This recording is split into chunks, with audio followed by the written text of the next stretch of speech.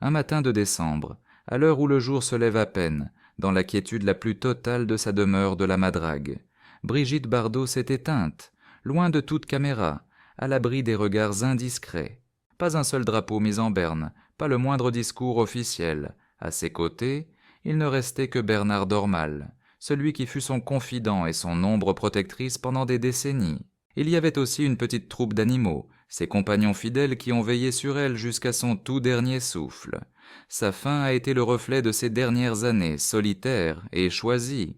Elle a vécu à l'écart du tumulte du monde, très loin de l'éclat des projecteurs dont elle avait pourtant été l'incarnation la plus éblouissante. Il n'y eut aucune funéraille nationale, ni le moindre hommage de la part des institutions officielles. Elle avait catégoriquement tout refusé, privilégiant la sincérité d'une fin personnelle à la grandiloquence d'adieux publics. Et pourtant, une énigme demeure. Au-delà de cette disparition volontairement discrète, quel héritage Bardot laisse-t-elle vraiment? Des correspondances secrètes? Peut-être des confidences jamais révélées, des colères longtemps contenues, et surtout cette interrogation, cette femme que la France entière pensait connaître sur le bout des doigts. L'a-t-on seulement un jour véritablement saisie? L'histoire de Brigitte Bardot commence à Paris en 1934, au sein d'une famille de la haute bourgeoisie du 16e arrondissement. Elle est la fille d'un industriel au caractère inflexible et d'une mère d'une grande rigidité, littéralement obsédée par le respect des conventions sociales. Son enfance se déroule dans un cadre étouffant, un univers fait de non-dits, de règles strictes et d'attentes écrasantes. Très jeune, elle ressent un profond décalage avec le milieu dans lequel elle est forcée d'évoluer. La jeune Brigitte préférait de loin la compagnie des chats de gouttière aux conversations mondaines et feutrées des salons parisiens. Elle aspirait à la liberté, à l'air pur. Elle rêvait de grands espaces et d'une nature sauvage et indomptée. Ses jeunes années furent imprégnées d'une solitude profonde, à peine masquée par les apparences. Des tutus de ballerines et le poids des regards adultes, toujours trop insistants. Elle n'était manifestement pas une enfant comme les autres. Ses professeurs de ballet disaient d'ailleurs à l'époque qu'elle dégageait quelque chose de différent, une sorte d'énergie magnétique puissante, mais teintée d'une certaine instabilité.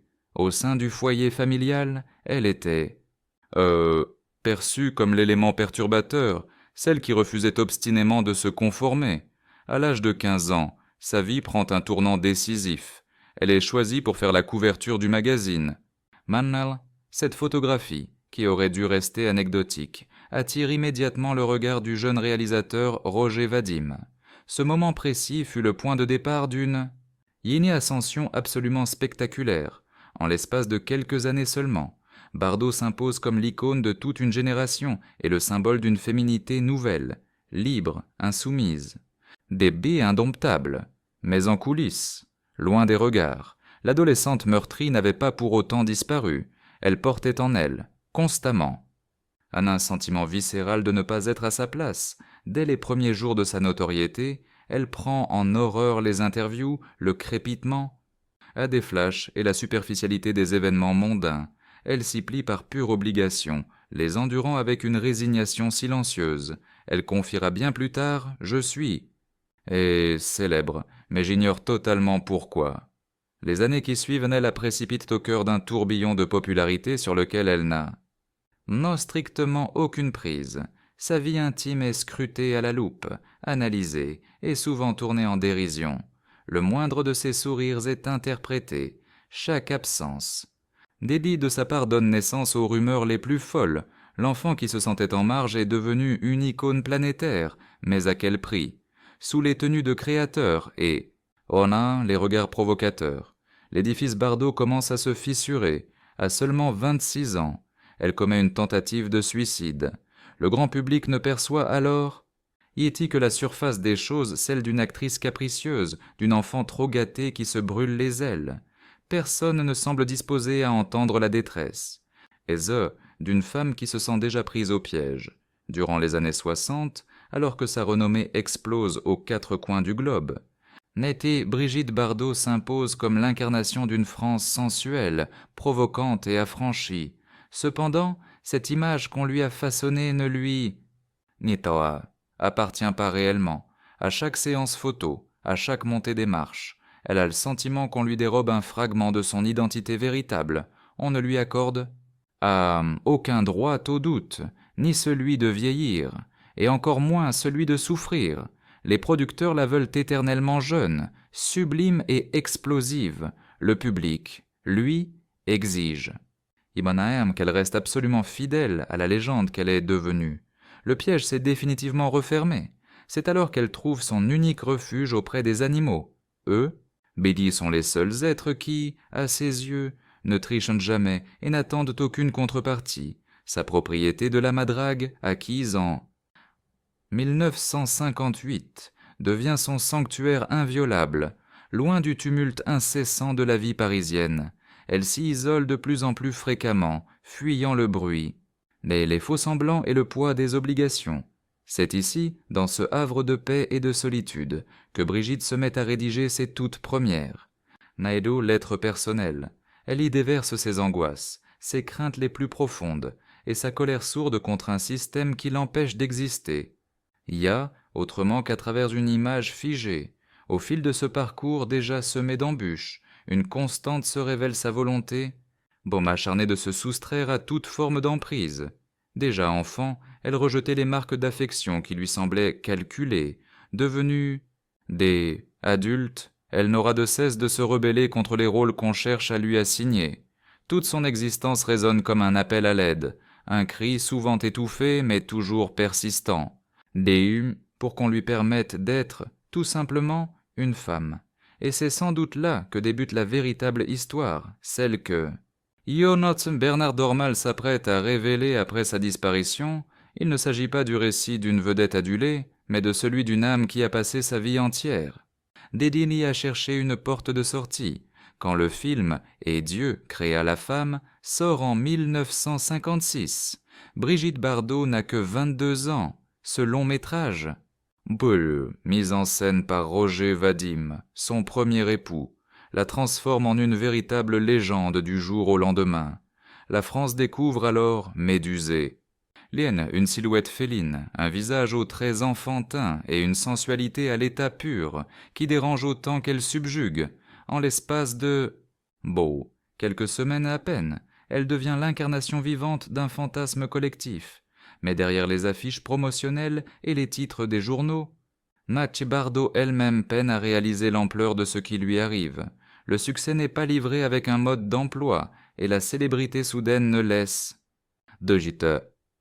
aucun répit, aucune marge pour l'apprentissage. À Saint-Tropez, où elle finit par s'établir pour de bon, le moindre de ses déplacements déclenche des rassemblements spontanés. Sa résidence de la Madrague se transforme en une cible assiégée en permanence par une horde de paparazzi, de journalistes et de simples touristes. Son intimité était violée, on la guette, on la pourchasse, et chaque recoin de son jardin est susceptible d'être photographié. Elle est l'objet d'une admiration immense, d'une adulation sans bornes, qui frôle parfois la vénération la plus totale. Pourtant, à aucun instant, elle ne semble goûter à cette ferveur populaire. Il m'aime pour une personne que je ne suis pas, avouera-t-elle plus tard dans l'intimité. Les années 60 la consacrent et l'élèvent au rang d'icône intemporelle. Elle collabore avec les plus grands cinéastes, de Jean-Luc Godard à Louis Malle, et explore une palette de rôles féminins incroyablement variés, passant de l'ingénue à la séductrice fatale, jusqu'à la figure de la révoltée. En 1963, elle devient l'actrice la mieux rémunérée de toute l'Europe. Ses films génèrent des profits colossaux. La presse ne se consacre plus qu'à elle. Néanmoins, plus son étoile brille, plus un sentiment de vide intérieur la consume. Chaque fois que les lumières des projecteurs s'intensifient, une part de mon être s'éteint. Aurait-elle consigné dans une de ses correspondances personnelles « De mon être s'éteint » aurait-elle consigné dans une de ses correspondances personnelles, demeurée confidentielle jusqu'à ce jour? Le paradoxe Bardot atteint alors son paroxysme. Elle est la femme que chaque homme désire, mais dont personne ne perce le mystère. Les hommes la fantasment, les femmes copient son style, et les producteurs capitalisent sur son image. Mais qui se soucie de ce que ressent véritablement Brigitte au fond d'elle, loin des plateaux de tournage? Sa vie oscille entre des liaisons amoureuses chaotiques et des phases d'isolement complet. Elle accumule les amours qui la meurtrissent, les déceptions profondes et les trahisons amères. Devant les caméras, elle affiche un sourire radieux, mais pleure en privé. En 1973, âgée de seulement 39 ans, elle prend une décision d'une radicalité inouïe. Elle abandonne définitivement le cinéma, du tout au tout. Elle s'évanouit des plateaux, décline toutes les nouvelles propositions et refuse systématiquement les entrevues. Nombreux sont ceux qui interprètent ce geste comme un caprice ou une impulsion. Mais Bardot, elle, mesure parfaitement la portée de son acte. Il ne s'agit pas d'une simple pause, mais d'une rupture nette et définitive. Elle ne supporte plus d'être une icône, elle aspire à redevenir une femme à part entière. À cette époque, sa décision est accueillie avec une totale incompréhension. On s'en moque même ouvertement. Qui donc refuserait une carrière si spectaculaire? Qui tournerait le dos à une telle gloire, à des millions et au tapis rouge? La réponse est en réalité évidente. C'est le choix d'une femme qui ne supporte plus d'être dépossédée de sa propre existence.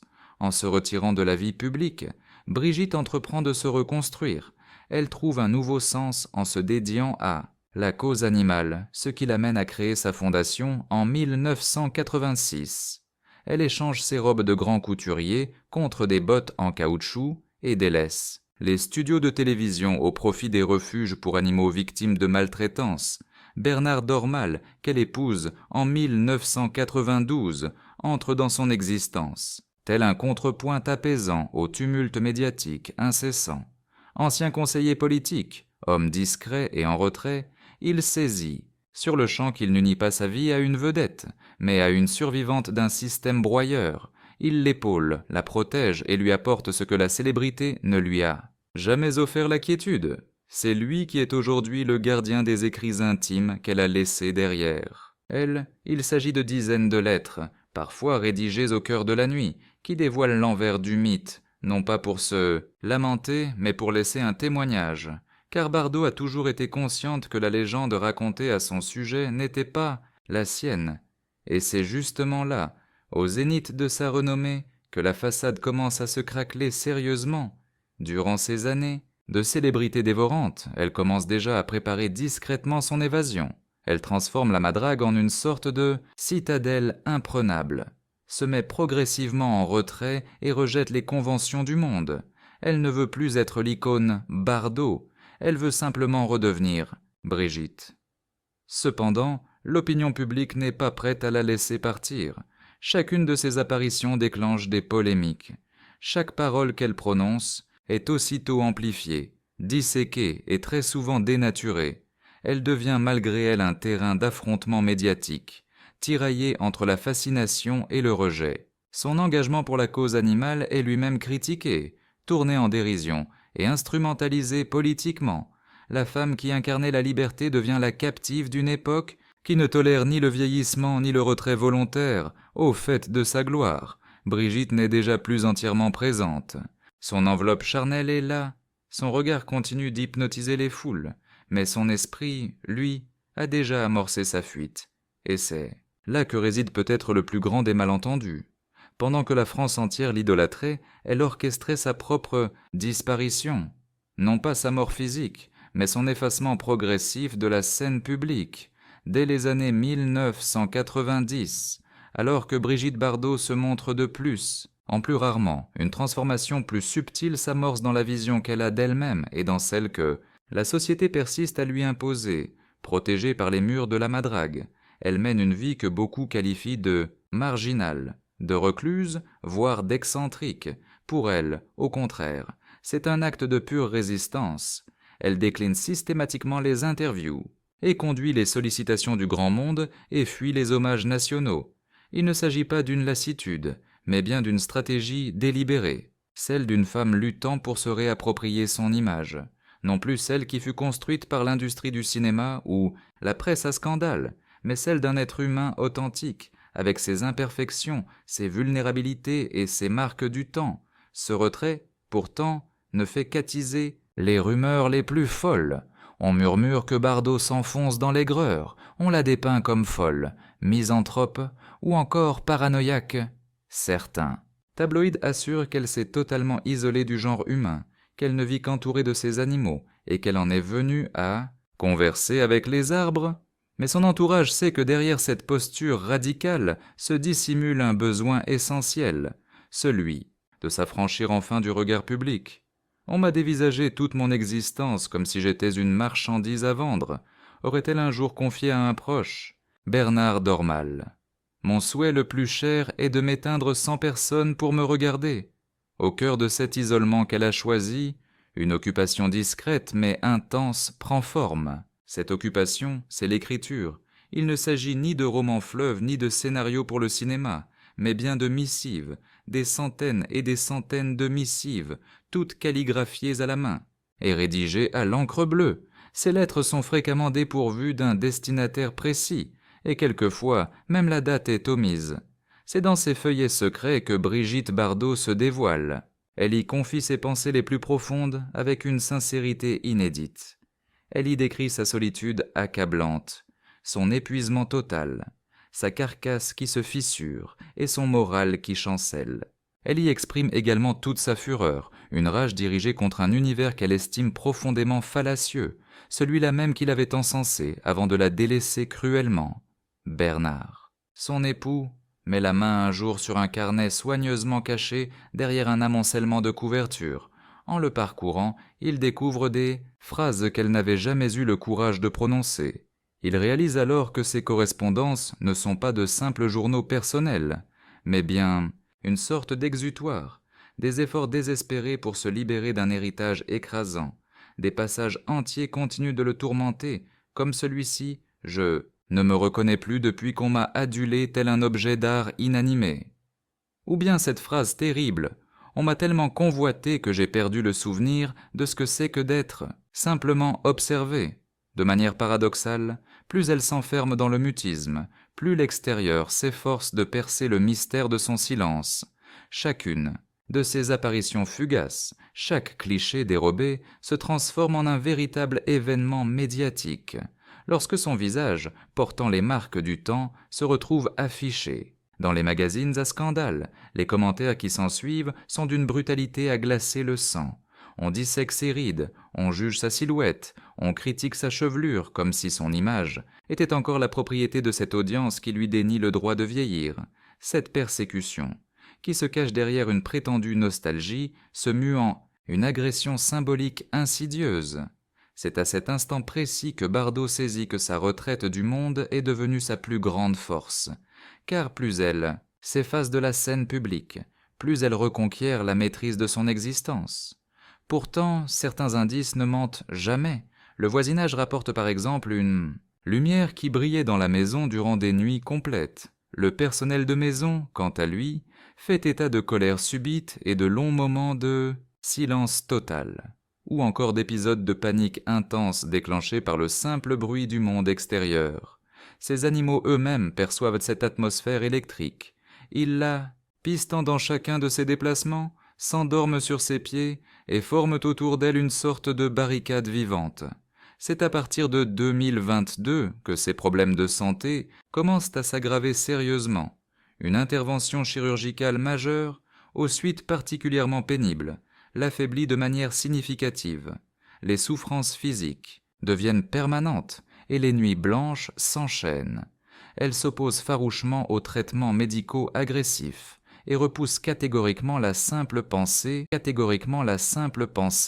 d'une hospitalisation. Dans son esprit, il est préférable d'endurer la douleur dans son propre foyer plutôt que de simplement survivre loin de chez elle.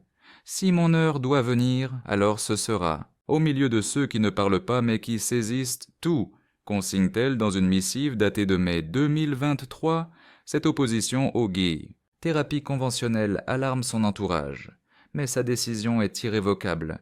Elle commence alors à préparer sa demeure comme on apprêterait un lieu pour le dernier repos, avec des draps immaculés, des fenêtres grandes ouvertes et des effluves de lavande.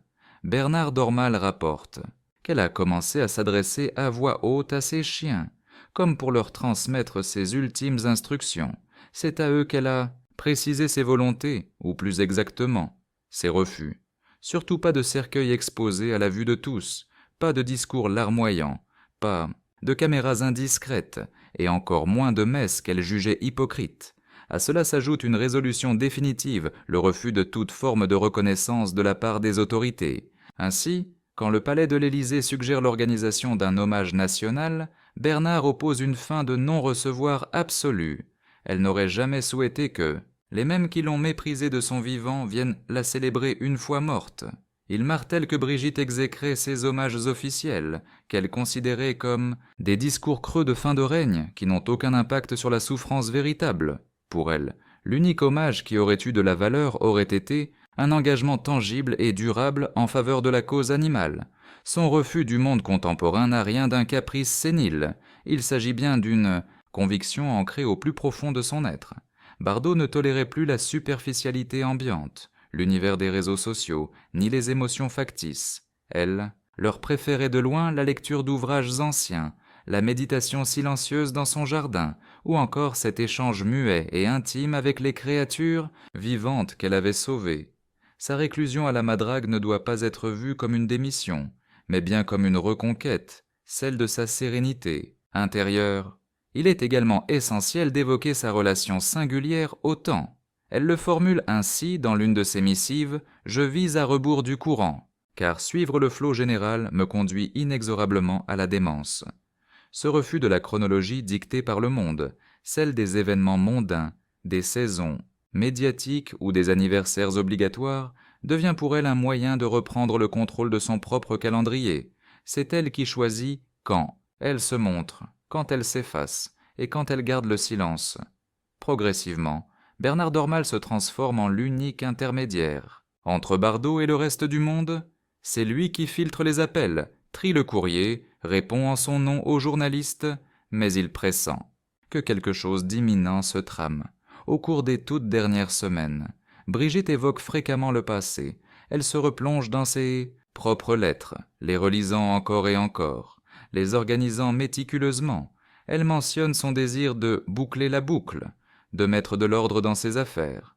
Il ne s'agit pas d'une forme de résignation, mais bien d'une planification méticuleuse de son départ, et au sein de cette ambiance si particulière, empreinte de souffrance maîtrisée, de pudeur extrême et de silence délibéré, l'esquisse d'une vérité bien plus profonde commence à se révéler. Bardot ne s'est jamais dérobé par lâcheté. Son retrait du monde était en réalité une forme de combat, une lutte menée non pas contre les autres, mais pour sa propre survie. La nuit des Saint-Dimes, 27 au 28 décembre 2025, marqua la fin de son parcours. Bernard Dormal le pressentait. Il avait su interpréter les signes. Il ne s'agissait plus d'une simple alerte. Il ne s'agissait ni d'une crise médicale foudroyante, ni d'une situation d'urgence poignante. Son départ fut plutôt un lent évanouissement, une disparition presque apaisée, comme si Brigitte Bardot avait consciemment choisi de sectionner le fil ténu qui la retenait encore à l'existence. Ce processus s'était étalé sur plusieurs jours, durant lesquels ses paroles se firent de plus en plus rares. Mais si les mots lui manquaient, chacun de ses regards paraissait chargé d'une infinité de messages. Elle avait déposé les armes, non par épuisement ou par défaite, mais par la conviction profonde que l'essentiel avait déjà été exprimé. Opposée à toute hospitalisation, elle avait pris soin de signer des directives claires pour refuser catégoriquement tout acharnement thérapeutique. Son désir était de s'éteindre chez elle, dans son propre lit, bercée par le murmure de la mer en arrière-plan et accompagnée par les jappements familiers de ses chiens, comme seule oraison funèbre. Ce matin-là, à 5h50, ses paupières se sont closes pour la dernière fois. Bernard raconte que son visage a alors connu une métamorphose spectaculaire. Les rides creusées par la souffrance se sont entièrement lissées. Il la décrit comme apaisée, presque irradiante de sérénité. À cet instant précis, aucune plainte, aucune larme n'a troublé la quiétude, seulement un silence d'une profondeur surnaturelle. La nouvelle de son décès a commencé à circuler au cours de la matinée, mais sa diffusion fut étroitement contrôlée. Aucun communiqué de presse, aucun journaliste invité à un point d'information. Son entourage tenait à honorer scrupuleusement ses dernières volontés, aucune récupération médiatique, Aucune photographie, le corps de Brigitte Bardot resterait invisible au public. Son cercueil ne serait pas exposé à la vue de tous. Ce fut un départ voulu comme un acte intime, résolument soustrait à toute instrumentalisation politique. Néanmoins, la planète entière a immédiatement réagi. Les médias se sont emballés, les plateformes sociales ont pris feu, et l'onde de choc fut planétaire. Toutefois, cette absence totale de visuel a engendré un certain malaise. Comment entamer le deuil d'une figure si emblématique sans l'image de son départ? Le palais de l'Élysée a alors contacté Bernard afin de suggérer l'organisation d'un hommage national. Son refus fut catégorique et immédiat. « Il n'en est absolument pas question », a-t-il répliqué, ajoutant qu'elle n'avait jamais été une figure institutionnelle, mais bien une femme libre. Cette fin de non-recevoir a déclenché des polémiques enflammées. Une partie de l'opinion y aperçut un acte de dédain, tandis que d'autres ont applaudi une loyauté exceptionnelle envers les convictions d'une femme qui a toujours farouchement refusé que l'on s'exprime en son nom. Une certitude demeure dans son trépas comme au cours de son existence. Bardot aura été seul maître de ses choix. Dans les jours qui ont suivi, une cérémonie funéraire d'une grande sobriété a été organisée dans un petit cimetière du Midi. Aucun cortège officiel, aucun drapeau en berne, aucune caméra, uniquement. Un cercle restreint de proches était présent, et au sein de cette assemblée, la présence de deux invités a instantanément déclenché une vive controverse, Marine Le Pen et Aurore Berger. Leur apparition commune a créé une véritable déflagration médiatique, voire l'extrême droite et un membre du gouvernement réunis dans l'intimité d'une inhumation apparue surréaliste. Les critiques ont plu de toutes parts, dénonçant une tentative d'instrumentalisation et de récupération politique éhontée. C'est alors que Bernard est sorti de son silence, à travers une déclaration cinglante. Il a tenu à préciser que ces deux femmes s'étaient rendues là, à titre strictement personnel, qu'elles entretenaient une relation de longue date avec Brigitte, et que leur venue ne revêtait aucun caractère politique, ni même opportuniste. Elles ont été touchées par son authenticité, non par son personnage public, a-t-il martelé. Mais la polémique était déjà lancée et bien installée. Une fois de plus, y compris dans son dernier sommeil. Bardot se trouvait rattrapée par le tumulte médiatique qu'elle avait tant cherché à fuir, et pourtant un phénomène sans précédent a alors commencé à se manifester. Des milliers de citoyens anonymes, loin du tapage médiatique, se sont mis à adresser spontanément des dons à la Fondation Brigitte Bardot. En l'espace de quelques jours à peine, l'organisation a constaté une vague de soutien financier d'une ampleur extraordinaire. Les messages qui accompagnaient ces gestes étaient concis et touchants, en son honneur. « Merci de nous avoir donné une voix » ou encore « Ce don est pour que son combat continue ». Cette mobilisation spontanée a ému Bernard au plus haut point. Elle était la démonstration éclatante que, bien loin des hommages institutionnels et du cirque médiatique, la parole de Bardot trouvait encore une résonance authentique et profonde dans le cœur du peuple. Au cours des semaines suivantes, Bernard entreprend la tâche difficile de trier les effets personnels de son épouse. Il découvre alors des carnets, des enveloppes scellées et des lettres qui ne portaient aucun destinataire. Quelques-unes lui étaient adressées. Certaines étaient écrites pour des amis déjà partis, et d'autres encore ressemblaient à des monologues jetés à l'univers. Au milieu de ces écrits, il met la main sur un manuscrit inachevé, qui s'apparente à une sorte de testament philosophique dans lequel Brigitte discourait sur l'impératif de mourir en pleine possession de soi, sans artifice ni éloges hypocrites. Ce document a profondément secoué Bernard. Il y a reconnu intacte cette détermination féroce à rester autonome, ce rejet épidermique de toute tentative de récupération, d'analyse ou d'interprétation. Sa décision fut donc prise, il ne publierait pas ses textes, ni dans l'immédiat, ni peut-être même un jour. Ce sont ses mots à elle, pas les miens, confiera-t-il à un journaliste. Elle les a couchés sur le papier pour tenir debout, pas pour être exposés au grand jour. Cependant, en dépit de sa réserve, la situation commençait déjà à lui échapper. Des bruits se sont mis à courir concernant l'existence de ces fameuses correspondances. Des maisons d'édition ont commencé à formuler des propositions financières, tandis que certains proches se sont permis de parler sans y être autorisés. La légende Bardot reprenait vie, et avec Tadeusan, elle, cette interrogation lancinante, où se terminait l'icône et où débutait la femme.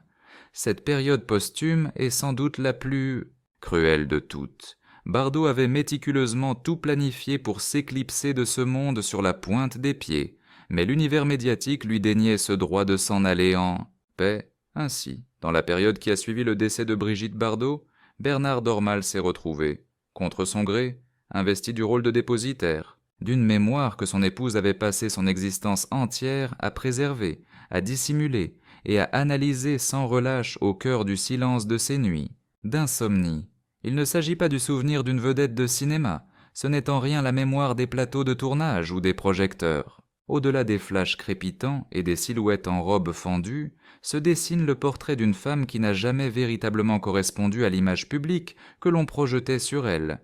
Voici l'histoire d'une personnalité qui, durant plus d'un demi-siècle, a trouvé dans l'écriture un moyen de survivre, consignant secrètement dans ses carnets intimes tout ce que la bienséance sociale lui interdisait d'exprimer publiquement. C'est Bernard, dans une très rare entrevue accordée à un média culturel de niche, qui a laissé échapper cette formule profondément déconcertante: Brigitte mettait en mots l'existence qu'elle ne pouvait plus véritablement mener. Il ne faut pas y voir de la simple littérature, ni même une forme de confession traditionnelle. Les écrits laissés par Bardot sont une plainte étouffée, un acte de résistance intérieure, le journal de bord d'une âme emprisonnée derrière un masque de célébrité.